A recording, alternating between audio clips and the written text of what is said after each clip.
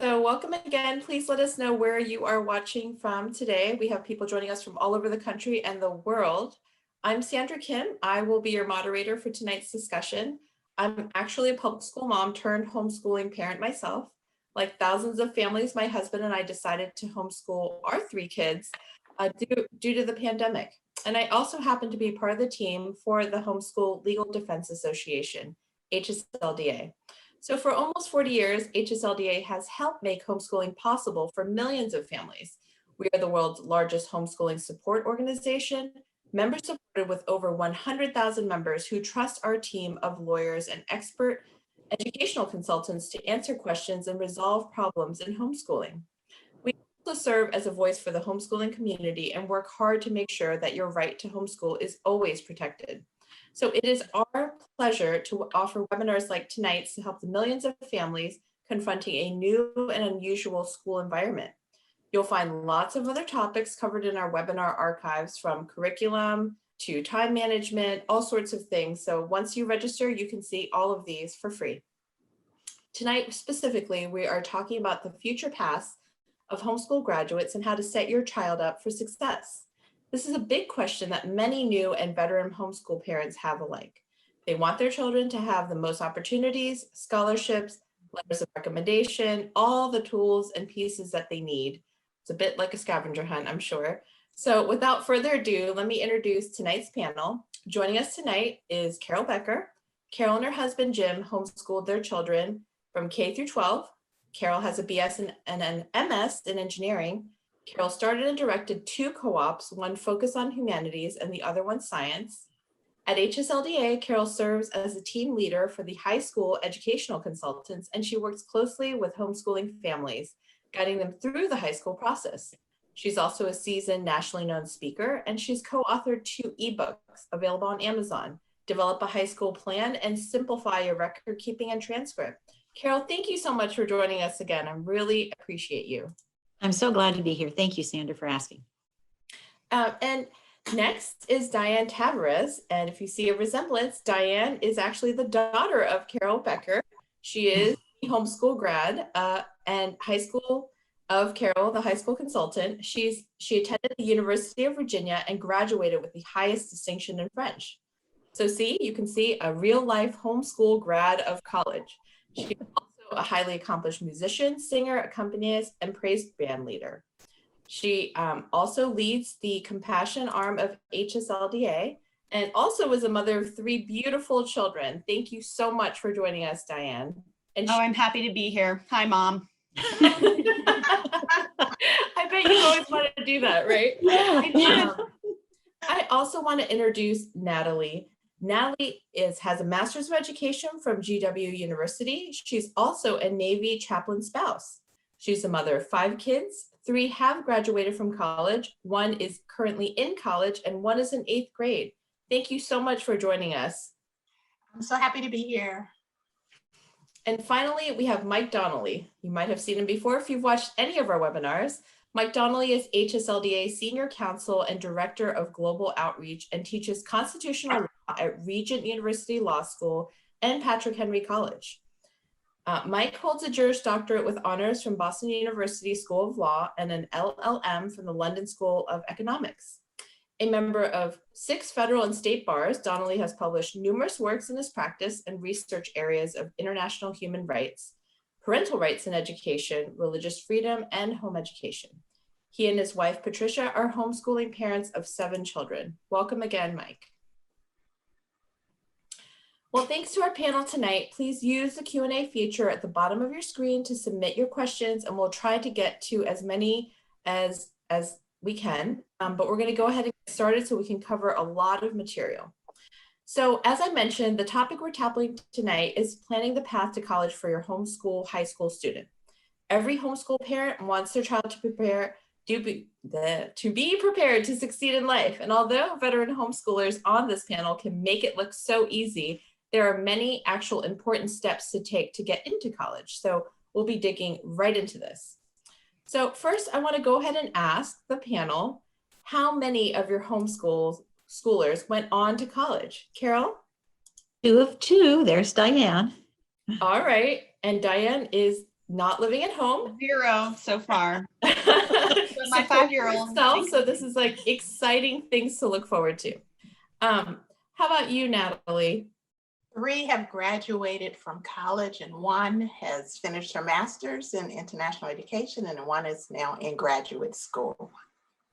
That is amazing. 1 So college freshman and an 8th grader. that's fantastic. And how about you, Mike? Well, we've got 2 graduated from college, 1 from Belmont University, 1 from Patrick Henry College. The 3rd will be graduating in May, and the 4th is about to enter college. And we got 3 more. Who knows whether they'll go to college or not, but we know how to get there if they want to. So you've gone through this a few times. Well, that's fantastic. I want to know as much as everyone here who's joining us today to find out how to make this a reality. So Carol, can you tell me a little bit more about colleges versus universities versus community college? Sure. Colleges are smaller institutions that usually emphasize undergraduate educations, bachelor's degrees in the liberal arts. Universities are typically bigger institutions and offer both the liberal arts and sciences, and many of those are also committed to research. And then there is the community colleges, which are established in various different precincts, and they accept all people who want to go to them, and they offer 2-year degrees that you can use to transfer. That's a lot of information. Thank you. I don't know that I know the difference exactly between those things. Natalie? Well, yeah, it helps to understand the 4 years and colleges have set requirements to get in, whereas the 2-year community junior college don't have set requirements to get in. And it's just the way we've developed our college system. We give everyone as many chances as they'd like. That's great. Lots of Community colleges do use placement exams. Since there aren't set requirements to get in, often there will be placement exams that students will take before they enter. Okay. And Natalie? Yes, students can enter community college and they can earn an associate's degree. So they would be taking 100 and 200 level courses. And then once they get that associate's degree, if they choose, they can go ahead and apply and transfer to a 4-year university. And also, as a homeschool high schooler, you can also do dual enrollment, which gives you an advantage in terms of transferring to actual college work. So it's an advantage all the way around. I think that's really neat that there's so many different paths. So what courses should teens take to qualify for colleges and universities? Well, if a student is following an average college prep, which would be starting for 9th grade, then you want them to take, those courses that are going to really look great when they are applying for admission to a 4-year university.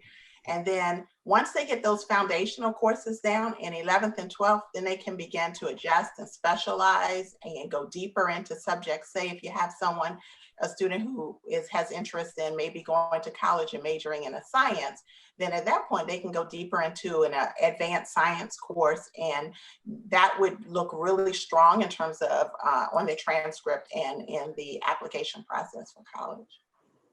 Okay, that's great. Yeah, each college has its own academic requirements. The average college down the street might have easier academic requirements, but some of the more selective colleges are looking for very rigorous college prep plans. So knowing where you're heading toward or what you're considering is very, very helpful. It also helps to know you're picking a college that might have several majors of interest to your team, because if you have to change majors or to change colleges, you lose time and money.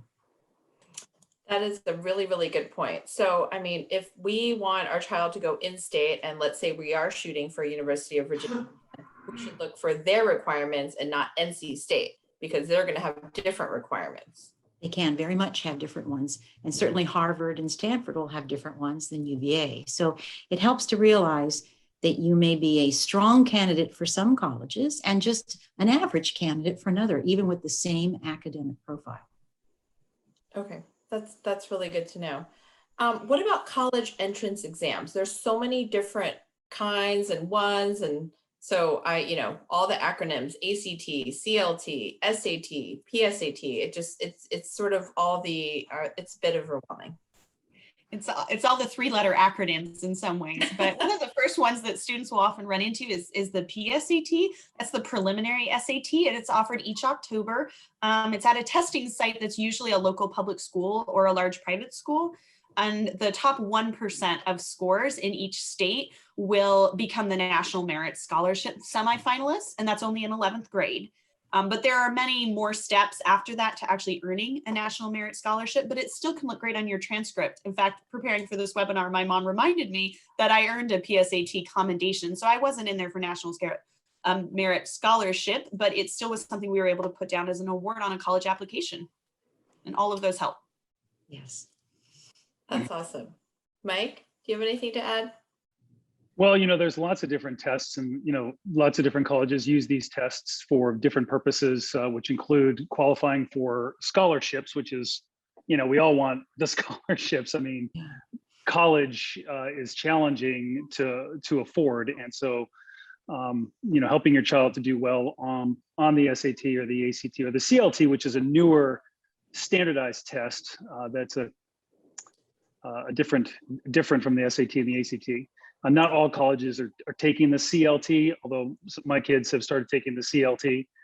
And the college one of my sons is going to go to is a Bible college. They accept the CLT, and a lot of schools accept the CLT. So it's another alternative that you have. There are ways that you can prepare for those as well. We've done it in different ways. The HSLDA Academy has a great SAT prep course, which is available. One of my sons took that.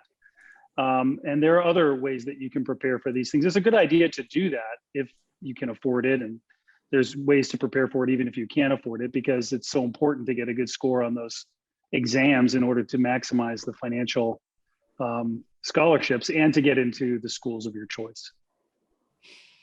Yeah, I definitely remember taking the prep courses. Natalie, do you have anything to add? Yes, I was thinking our viewers might want to know when the best time would be to start to take these tests. So the earlier that you start, it's always good for test familiarity. So for the PSAT and the CLT 10, you can go ahead and get started taking that in 10th grade. And then by spring of your 11th grade, then you can go ahead and start with the ACT, the SAT, and the CLT. So you can do the practice test first and see how you do. And then go ahead and take the actual ACT, SAT, and CLT in the spring of 11th grade.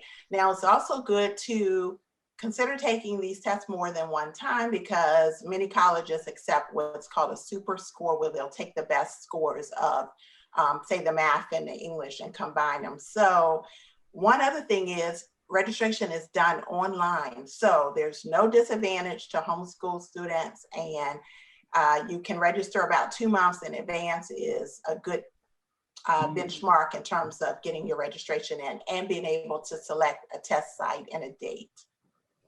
Natalie, you mentioned test site, and there's a question in the chat box about taking tests during the pandemic, which I think is a good one. The CLT is administered online, and I'm not sure if the ACT or the SAT have moved online. I know they've moved their AP tests on the AP tests, they have moved to an online format, and not the SAT or the ACT. Colleges have actually begun to relax some of the requirements around these standardized tests, although many of them, I think most of them still do require some standardized achievement score. But that's something that's being debated within the college admittance community, is whether they should be requiring these SATs and ACTs. And some schools are saying, you know what, we're not going to require that. But homeschoolers, we'll see if they actually let us off the hook. And sometimes we encounter homeschoolers being treated differently than public school or private school students. And that's something at HSLDA we feel very strongly about, helping students who are encountering those challenges. And so as a member of HSLDA, you can contact us if your students encounter any challenges because of the fact that they're homeschooled, and the staff here, the attorneys, are very happy to get involved to assist you in resolving those kinds of things. I do that all the time. Not that it happens super frequently, but it does happen sometimes.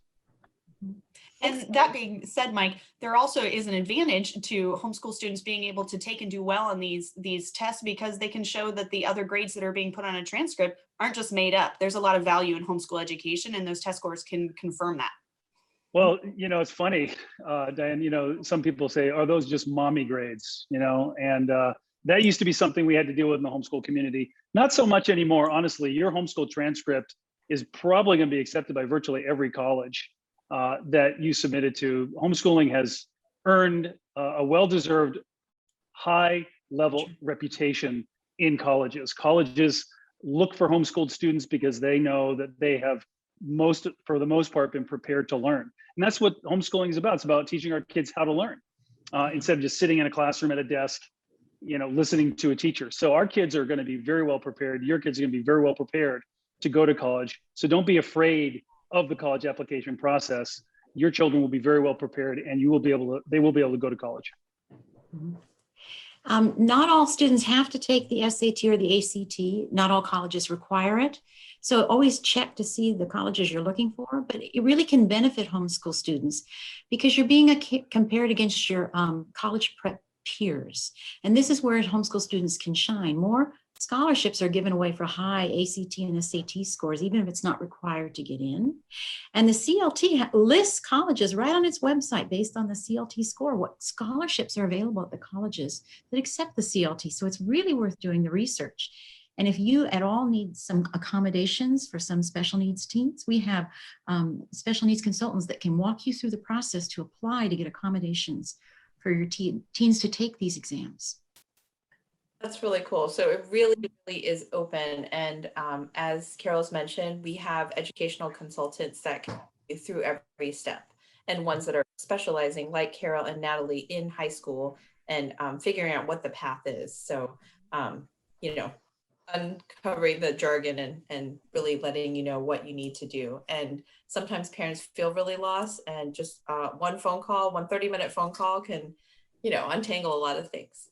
Make a big difference. Yes. I hear you talking a lot about dual enrollment. Now that sounds intriguing. I have no idea what that is. So can you tell me what that is and how homeschoolers can take advantage of this? Yes. So, okay, dual enrollment is the ability for our students who are in high school to take college courses either at a community college or at a four-year university. If you already are pretty sure what university you are wanting to apply to, then you might want to consider checking to see if you can take dual enrollment courses at that university. It may help with, there's no guarantee of acceptance, but it may actually help you in the process. And so the student is taking those college courses, and then you can get those and you can put those on your homeschool high school transcript, as long as you use the college's nomenclature. So that actually looks good if you are able to say a college biology or, a college economics course. And so it really sets that student apart when the admissions committee only has a few minutes to look through your applications. It really helps your students stand out. Yeah, and Sandra, go ahead, Diane. Mike. No, you go ahead, Diane. I was going to say to You're enroll. the grad. Go ahead. I was just going to bounce off that to enroll in those dual enrollment classes. I think it's a fairly easy process. I seem to recall that my mom just submitted a transcript, and then I took the placement exam, and I was able to test into honors English and have that be on my high school transcript. So students who need to take a math or science course that would require math proficiency, those students would also probably take a math placement exam.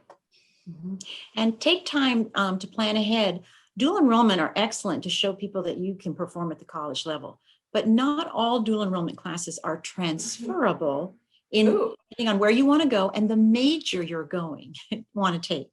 So it helps to do, I've gone on my local website at my local college, community college, and put in UVA and found out what classes would transfer to UVA. And if you were going to be a biology at UVA, these classes wouldn't transfer, because sometimes colleges want to make sure that their core classes are taken there. So it's worth doing some research, but it's a great way to impress people, even if you cannot transfer. I think that's so cool. And just like a neat thing. So is it at any grade that you can do this? I mean, like, let's say I have, an advanced 8th grader. Can they do dual enrollment? Some states or some community college systems set a minimum age, usually 16, but others do not. You can be 14. I think more, you need to realize these grades are important. You want your teens to do well, and they're going to do in a semester what you would normally take a year. So time management becomes really important. And if you think your 14-year-old has the time management skills to do well, then that sounds like a great opportunity. But sometimes it takes some progression in time management skills so that they're really ready to take these classes on and do well in them. So other people agree with you that you have a smart, bright kid. That's So really Sandra, cool. let me just address a couple of things here with dual enrollment if I could, because sometimes there's a lot of confusion on this. Dual enrollment is just when a high school student is taking a class at a college and they're getting credit both for the college class, college credit, but you as the homeschooling parent are giving them high school credit. Okay, so you annotate that on the transcript. Somebody asked, I think it's a great question because I had to figure this out when I was creating transcripts for my kids. It's like, okay, how do I do this? They're taking, modern European history at, online. How do you annotate that? Well, you just put the course in on your transcript. And HSLDA, by the way, has a transcript service, which is really good. I've used it and it's excellent. We'll talk about that maybe a little bit more. And you just either in parentheticals or with an asterisk, you just put something on there that says course was taken at X college. And that way the person looking at the transcript knows that this course was taken at the college. If it's an AP course, which is different from dual enrollment, but it's a college prep, college, advanced college course, and some colleges actually will give you credit if your student takes an AP course and then takes a test that's offered by the College Board and gets a particular score. And different colleges have different score requirements for giving credit. And sometimes they may not give credit, but they may give you advanced placement. So there's a lot of things that go into this getting ready for college. When you talk about age, I helped a 11-year-old get into a community college. One of the things, and that's a very unique 11-year-old, her mom was very assertive because the community college wasn't too supportive of the idea. And I can understand why they were a little bit concerned about having an 11-year-old on campus taking college classes. But this was a very precocious child and she was mature enough to handle it. And so we helped her. But as homeschoolers, we have the opportunity to allow our children to progress at the pace at which they want to and are capable of. And so we should not hold them back or push them forward unnecessarily, but getting them into college classes, dual enrollment classes, so they can get a head start is an advantage that we have as homeschoolers that other school kids don't have to the same extent. So really do some research on this. And I really want to encourage folks to reach out to Carol and our team of consultants who can really help you navigate the dual enrollment process, as well as the transcript process. And if you encounter issues because your child's too young or, they're encountering issues from the college, then the lawyers will help. Last thing I want to say about dual enrollment is this. Some states actually will help you pay for it. Maybe a dozen or so states have dual enrollment programs. Sometimes they're called early college, post-secondary enrollment options programs. For example, Minnesota has something like that. Yeah, and so you might want to do a little research into that because even as early as 9th grade, you can apply for it and get funding for your children to attend college through the state funding program. Sometimes it's through the public school, sometimes it's through the state level Department of Education. Mike, we did that in North Carolina, where North Carolina was, at least a few years ago, I don't know if it currently, but it was at no cost that my son was able to take classes at the community college. So it was That's amazing. That's yeah. amazing because it's not a bad deal. It's not a bad deal, right? Right. College can be expensive. So any way to cut costs or, get credits. My sister did that. She went to community college and then she transferred. So she was able to get a little more savings. So I have heard a couple questions about the CLEP tests. Carol, can you talk a little bit about that?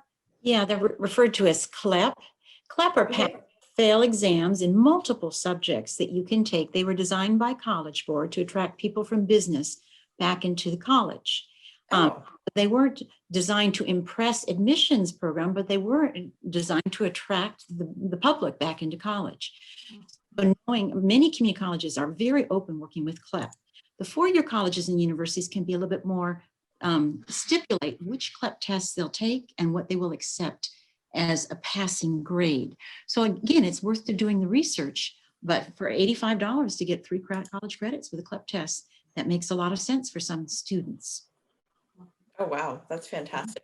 So, here's one thing that I hear a lot, which is, if you are homeschooling through high school, how do you go about the whole transcript process? I mean, how do you get the transcript? Do you get it notarized? Do you get it official? I mean, how does that work? Well, the nice thing is, and Mike can talk to this, you have a wonderful law in your state that gives you this ability to create a transcript for your teen because you're graduating them from your homeschool. And it shows the 4 years, the 4 academic years with all the courses and the credits and the grades and some GPAs in order just to see how well they are academically. And we have lots of samples on our website that you can download. And I think we'll be showing a picture of one. And the idea about a transcript is you're using grades to explain academically how well your student is doing in each subject. So this is worth in high school to take time to figure out how you're going to come up with a final grade. But there you have a 4-year report card sitting there. And it's a wonderful way not only to say that your student graduated, but this is what they took to graduate it. And you want to well represent your homeschool on this transcript. And it's just 1 page with the courses, the credits, and the grades. We'll be talking about extracurricular and resumes later, but this is what the transcript is. It's the best graduation gift you can give a teen. So can I give my kid all A's? Yes. If they deserve them, you better Yes. give them an A. That's right. In And fact, it's nice I to have a dual enrollment A to go with it. Yeah, Right. Wow. I tell my kids is, look, if you want an A, you can have an A. You just have to do the work to get it. Here we teach to mastery. If the child has mastered the material, there's no reason they shouldn't get an A. You can say, well, you take these tests and you get an 80% or 90%. Look, as the parent, you're the one who determines what your grade criteria are and what's an A. Now, the rubber meets the road when if you give your child a 4.0, but they get a 600 on the combined, SAT, the colleges are going to be like, well, okay, really, but maybe that's the best your child can do. Or as someone put in the in the chat, the child is not a great test taker. Yes. So they may, their scores may be below what their grades reflect in terms of the mastery of the content or even their effort, because, A for effort, right? So grades is one of those things that when you're getting into college, they're looking for that corroboration on the testing. Some colleges move away from the testing, they're looking at other things. But we've gotten to the point in the homeschool community where our grades on transcripts are not usually questioned that much. And we should take that seriously and not, just give a kid an A just because we want them to have a 4.0, but because they actually deserve the A. Thank you. And Natalie, you can speak to that a bit more about transcripts, and you homeschooled your children and they got into college. So if you can talk about your personal experience as well as how you help families who are trying to put their transcripts together. Yes, basically, with all of our students that have gone to college, usually I make a folder for each student. And I keep all of the records, classes they've taken. If you've taken a class at, Veritas Press Scholars Academy, then you get a great report. So I keep all of that. And we always try to start as early as we could, making sure we documented it, because can get really stressful if you're waiting till 11:55 and you need to submit, your student needs that transcript. And so one of the things that we also did was we had a daughter who had a desire to play Division I soccer. She worked really hard at it, and that was a passion and a desire she had. And so I knew that we needed to go through the process with the NCAA Eligibility Center. So that transcript is essential that you have it completely constructed to follow the recommendations, the requirements that the NCAA Eligibility Center requires. And so you want to make sure that you're keeping track of the courses, the college level textbooks, because the courses are going to be college preparatory. Your extracurricular courses aren't important for the NCAA. They're important in general, but not for the process to get that eligibility referral code. So it's really important that you keep your documentation and get started early. Those are the two main things that I would definitely recommend. And as Natalie said, the academics are really important to college. The math, the science, social studies, foreign language, and English, not the electives. Right. And especially if you're heading for any of the military academies or any of the selective, rigorous Ivy League colleges, it's the academics that get students into college. It's not the electives. And so that's what your transcript really should focus on, is what those academics are. And if you're, Natalie knows about the ROTC scholarship. She can help you with that one. I've gone through the Air Force Academy and congressional nomination with my son, Jeff.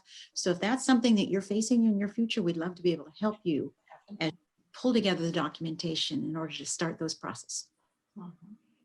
And so my daughter's in the 7th grade. Do I need to be starting it now? Not now. It's a little bit Okay. early because you want to wait until they've taken their first high school classes. And Okay. sometimes that could start if she's taking one in 7th grade, but oftentimes it isn't until 8th grade. And we can show you how to put classes that qualify from middle school on the high school transcript. Make it very clear. Clarity is your friend with a transcript, because you want other people to understand exactly what you did. And that's why actually a transcript review is a great idea, because it helps homeschooling parents who know what you're trying to get across. Maybe you can make it more clear so that someone who doesn't understand homeschoolers can say, that is a student I want for my college. Okay. So when I get to that point, I'll be calling you. Thank you. We'll Hey, be there. hey, Sandra, We'll let be me there. address Yeah. one issue Uh-huh. on the, someone asked about notarizing, or I think you mentioned it. Uh-huh. You do not have to notarize your transcript. That's a step I sometimes recommend people do when they are applying to colleges overseas, because it makes the transcript look a little more official. But unless you're encountering issues relating to authenticity of the transcript, which, you know, if someone's challenging you on that, you should contact us. But generally, you do not need to notarize your high school transcript. Your signature is sufficient. Okay. That's good to know.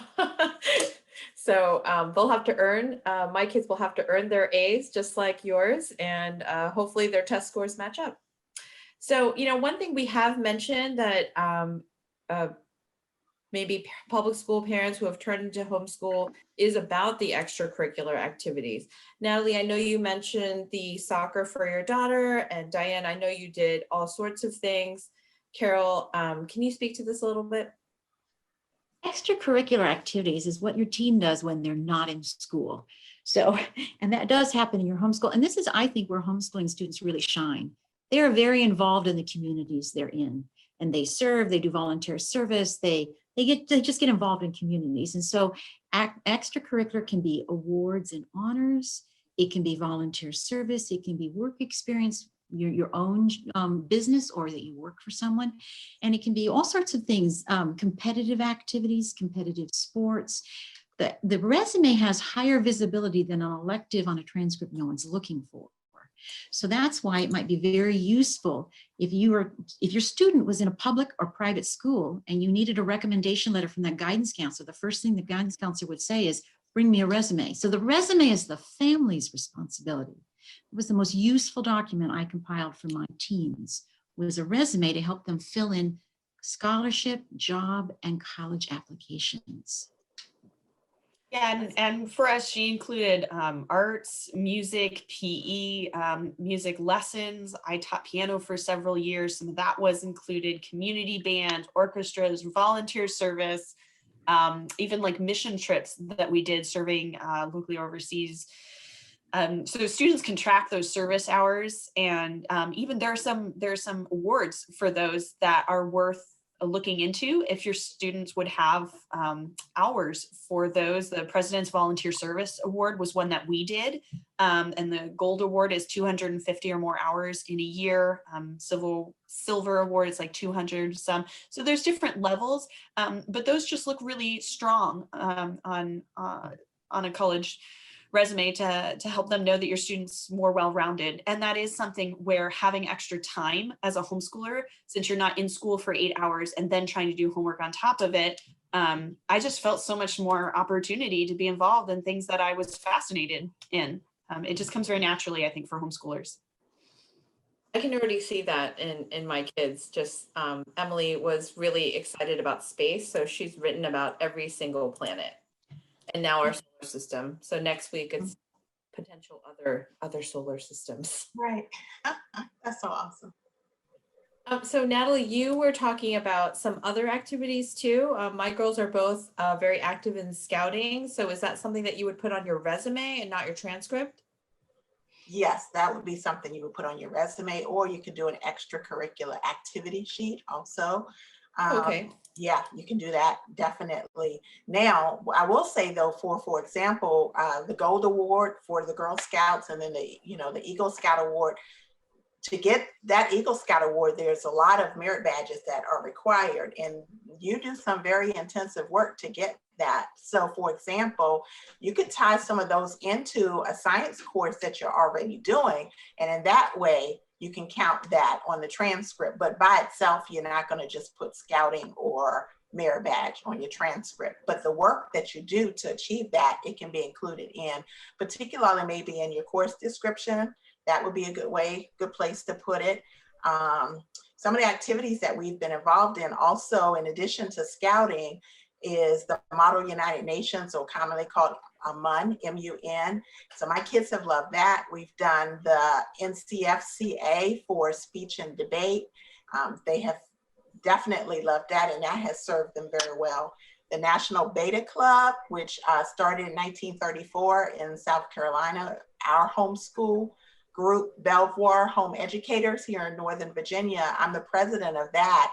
And we started both a junior and senior beta club. And so that has been a fantastic opportunity, and particularly for homeschool students to have the opportunity to compete in an academic quiz bowl or in some type of talent. They even have literature, living literature, where you can recreate a scene in a book. So it's all kinds of activities out there for our homeschool students to become involved in. The difficulty and the challenge is trying to decide what you're going to do and what you're going to let go, because there's a wealth of activities. Yeah, for those interested in the military academies, Civil Air Patrol or CVs or other junior ROTC programs that you can get involved with are very helpful, just for you to try out that you like that kind of environment to be in. And it also trains leaders.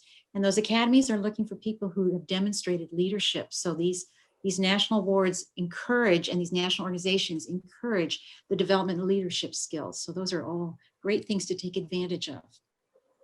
And there's been a couple of questions about the pandemic.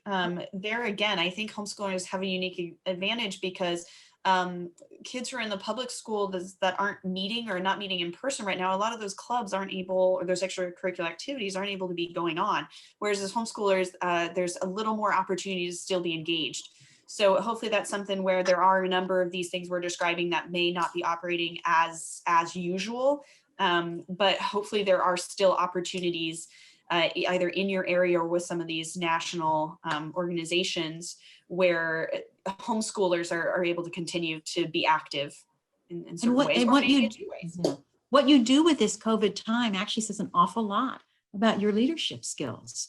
So, we've seen YouTubes of people, youth that have taken on some amazing projects just on their own. So this is an ideal time where character really comes to the forefront of what you do with the time that you have. And many activities have converted to meeting like we are on Zoom. So our Scouts has continued on, and I'm a merit badge coordinator. So I'm still on Zoom, cracking the whip and making sure that the Scouts, they want to say, the pandemic. No, the pandemic doesn't affect the Zoom. We're still going to meet. And if you want to advance to Eagle, and you want to have your Scoutmasters conference, you need to get it done. So I would definitely say that I know the concern about activities and things that are shut down, but there's still many organizations have found a way to convert it to a virtual and continue meeting in some format. So yeah, we just did that. We just did Thinking Day, and it was all online. And so we all did something together on Zoom. So one thing that is a high priority concern for parents who are just starting homeschooling or just a few years in, what about those letters of recommendation? How does a homeschooler get those when they're needed? I mean, because you do need these letters of recommendation. They can be very, very helpful. And usually the best way to get one is to take an outside course in the 10th or 11th grade. 11th grade is the primary year to get letters of recommendation, because that's the last full year where grades will be given, and the teacher will know you for at least a full semester or the full year. So taking advantage of dual enrollment, or taking an AP course or some other online course where you actually have live interaction with the teachers, they can write about you. I know that I signed Diane up for a history course between 11th and 12th grade, just over that May-June timeframe, so that she could take a history course and then we could have a recommendation letter from that community college. So this is, you can also look for people who can give character references. And I think Natalie can talk to that too. Yes, I was going to say that this is where it's really important that you have been involved in other activities in addition to academics. Academics is still very much important. We know that, we've been discussing that, but a lot of times we can kind of tunnel vision into academics and forget all the extracurriculars. And the extracurriculars is a good source of those persons who know your student and have seen your student excel in a particular activity and can really write a strong letter of recommendation. So I encourage, and my kids have, and we do as consultants, encourage the students to just kind of create that well-rounded student and not just necessarily strong academically.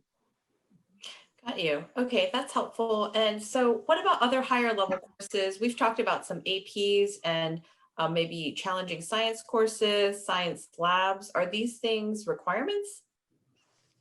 Well, a lot of it depends on where you plan to go. Some colleges will say we want these courses, and 2 of those lab classes must be lab sciences. And that means that at least 30 hours of lab work has been done as part of the class. It's considered a harder course than just using a textbook to learn biology or chemistry.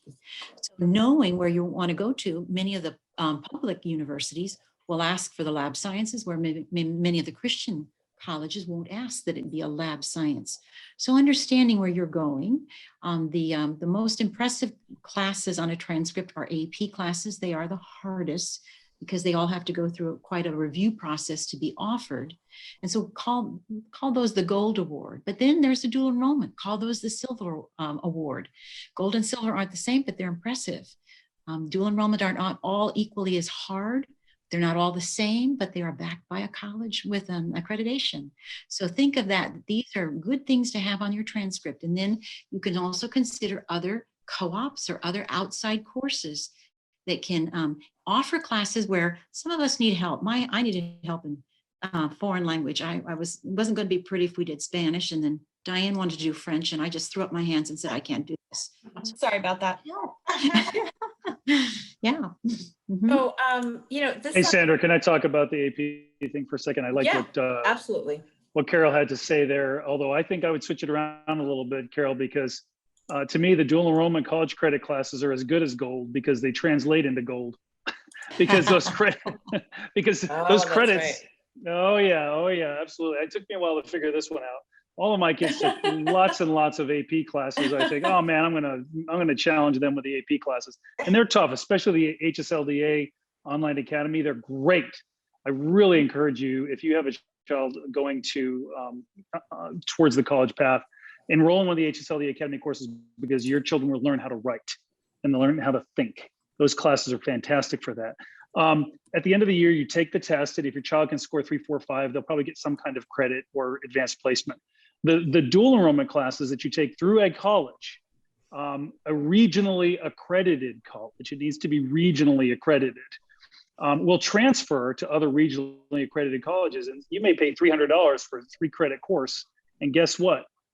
you'd pay $1,500 or $2,000 for that course at the same college or at a different college. So when you're thinking about college courses and dual enrollment versus AP, just take that into consideration. Take the AP classes, but look at the dual enrollment college credit classes too.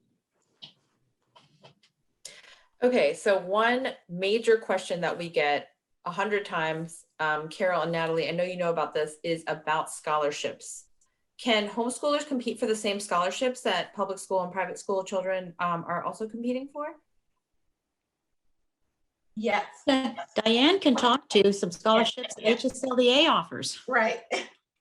Yeah, so ours aren't labeled college scholarships, but we do have a servant leadership award, which is those are 3 scholarships of $2,000 each for students who are engaged in their communities.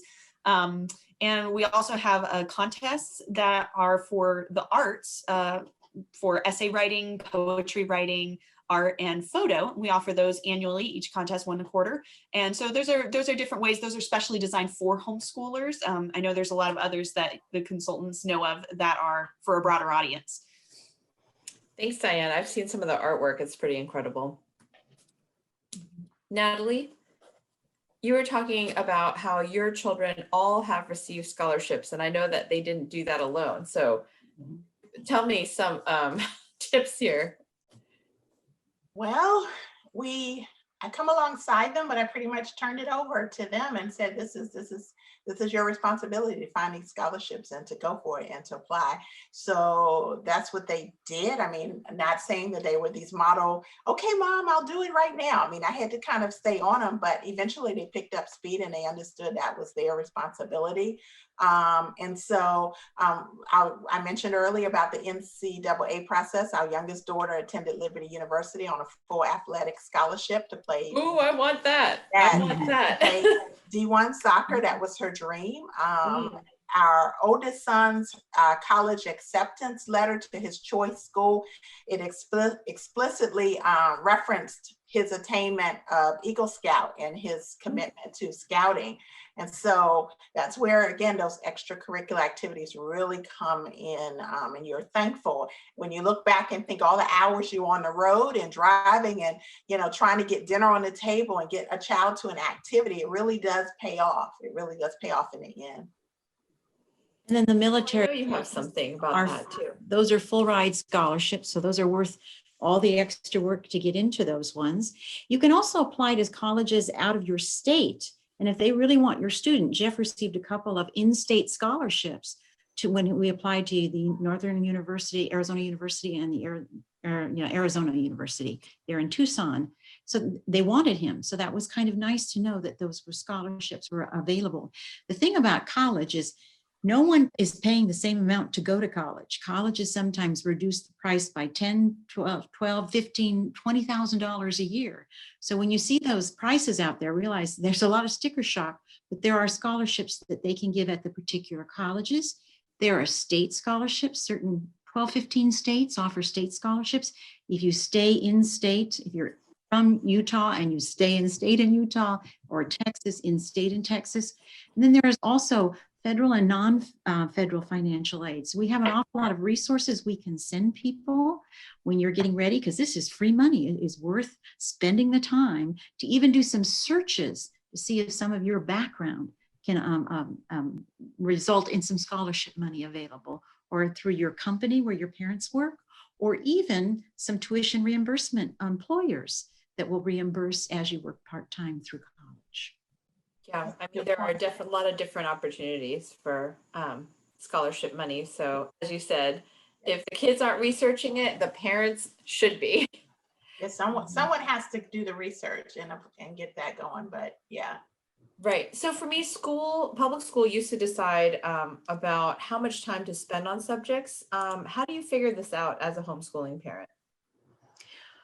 Well, on our website, we have some articles that kind of can help you figure out how much work in order to call a credit of high school or a one-year class of high school. We know there's some states that have unusual credit systems, but generally we say if your student's working 5 to 6 hours a week on algebra, you can see that that's over a year, that's enough in order to earn a credit of algebra. If it's about half that time, like you're maybe only doing 2.5 hours of geography that during the same time, then over the same period, you're collecting a semester's equivalent of geography. So in high school, credit is essentially a measure of time. And it comes from the idea that kids are in school 50 minutes a day, 5 days a week for at least 36 weeks to make 150 hours of instruction hour. And we just know you use the daylight hours far more effectively and efficiently than the public and the private schools do. I have noticed that, especially for my first grader. He spends about 90 minutes a day and he's flying through first grade. So what if you're ahead or behind? Can you use that to catch up or, do other things? I know, Diane, you spoke about this when we were talking about this topic. Yeah, there was 1 year, it was one of those central pivotal years. I think it was my 11th grade year where I had started doing what would be considered high school math in 8th grade. And so come 11th grade, I was taking some other really intensive classes and was involved in other activities. And just mom and I found we weren't getting to the kitchen table to do calculus. And so after a couple months, we just called it quits on the calculus for that year and said, we'll pick this up next year. And sure enough, we did the following year and it was fine. It fit in much smoother. So I think there is a lot of room in homeschooling for adjusting to your students based on their mental health, based on the other workload that they have. That's really helpful and encouraging. I can definitely see a path forward for my kids. So we talked a little bit about this, and I know we could have a whole webinar on it, but what about record keeping? Do we need to prepare for college admissions? So, I mean, is there a time where we need to get that stuff together?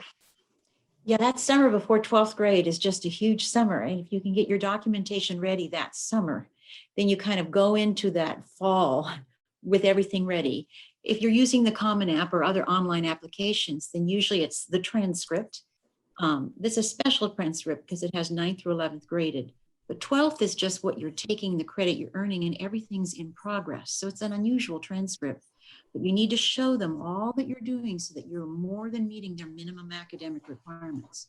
And then there's a school profile and a recommendation letter, other things that you have the opportunity to really brag about your homeschool, what you orchestrated in order to create this amazing homeschool. And if you're looking for someone to review what you have, not because you need review, but you just want to be confident in what you're putting across, we'd love to help with that. Sandra, there are some legal requirements for record keeping. And so while you may not need to keep as many records for the college application process, your homeschool law will have something about record keeping. And if you have questions about that, you can go to hslda.org and find your state, and you'll find in our legal summary a description of whether or not you are required to keep records and what those records are. But there is a difference between complying with your homeschool law record keeping requirement and the records you need to create for college. And you don't necessarily need to use your portfolio. Someone was asking about that in the chat for your college application. It's very rare for a college to write you back and say, we want to see a portfolio. And in fact, if they do that, I would encourage you to contact one of the lawyers at HSLDA, because they shouldn't be asking you for your portfolio, frankly, because your transcript should be good enough. Okay, totally helpful. And somehow we have burned through a whole hour of information. Many of these things are on our website, and we would love to share that with you. So you can go to our website, which is HSLDA, www.hslda.org. And we also encourage you to join. It's great for your peace of mind. It's great if you have a question about creating a transcript, any of those questions that you have, you can talk very specifically to a consultant and figure that out, very especially for your particular student and not just generally. But before we go, I really want each and every panelist here tonight to share just a little nugget of gold. I like to share these nuggets of gold. Diane, we'll start with you, our homeschool grad. Sure. I would just say that, especially during this pandemic, it seems like the youth are really stressed and anxious. We hear a lot about that. That's in the news a lot. And homeschooling can just do so much for that. You homeschool parents, you're amazing. You're an inspiration, and to me as a new homeschooling mom. And I would just say the fact you believe in your teens and that you can give them a safe environment where they can focus on their studies and where they can engage in what they love, and they can really thrive on that because they have the time to put into it that their other public school and private school counterparts may not have. That's great, and already you're giving them a leg up. So I think it's great. Thank you. Mike? Thanks, Sandra. I guess I would just say this, as a Christian, I feel like my most important responsibility is to help my children learn how to hear God's voice in their lives and follow it. And that may lead them to college and it may not. But the most important thing is that they're following the calling that God has put in their lives. So, you can't mess up God's plan for your kid's life. So just relax and enjoy. I'm going to work on the relaxing part. Thanks. Yes, I know. I'm going to help you with that, Sandra. Don't worry. You're going to help. Okay. Natalie? Yeah, Do you I think I'm gonna say the same thing as Diane and Mike, is that, just believe that homeschooling works, and to relax and enjoy the journey. I know high school can be stressful. It is, just regardless whether you're public school or homeschooling, but it also is an excellent time to allow your student to really dig into, interests, passions, things like that. And it's such an incredible gift to give your high schooler to be homeschooled, to be able to just have that time, like Diane referenced. It's really important. And so, like Mike said, just relax, and we definitely are here to help you with your journey. And last but not least, Carol, please share a nugget.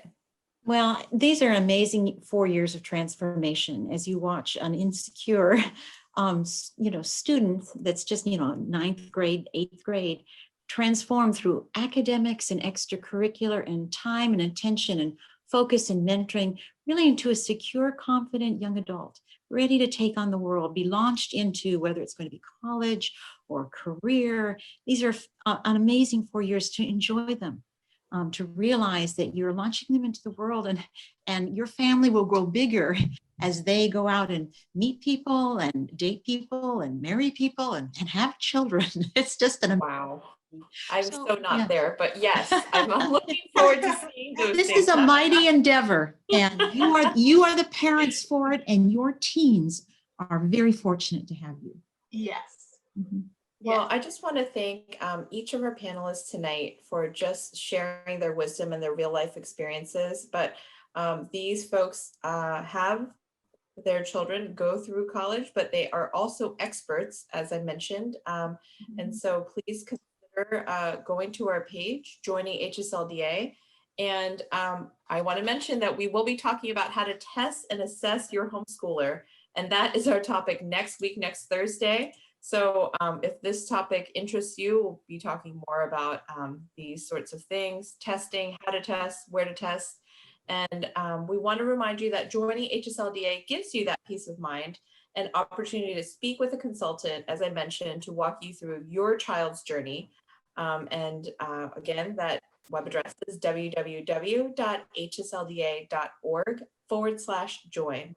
So thanks again for joining us tonight. We hope that we have allayed some of your fears, answered some of your questions, and we hope to see you again. Thanks and good night.